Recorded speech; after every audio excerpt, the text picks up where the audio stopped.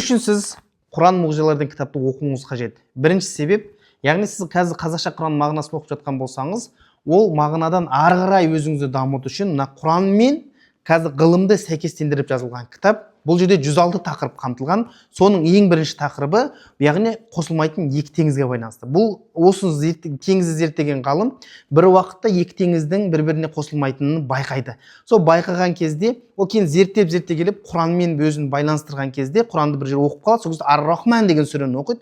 19 мен 21 аятты оқып көрсеңіз, сол кезде екі теңіз бір-біріне қосылмайды дейді. Содан кейін ол кісі не істейді? Ислам дінін қабылдайды. Яғни сол сияқты 106 тақырып қамтылған.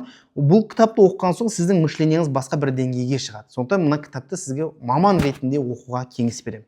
Бұл кітапты біз шығарамыз, және бұл Қазақстан бойынша жеткізіп бере аламыз. Сондықтан сіздерді бұл кітап тапсырыс беру үшін төмендегі номерге жазсаңыздар, біздің менеджерлер сізге хабарласады. Аман, сау болыңыздар.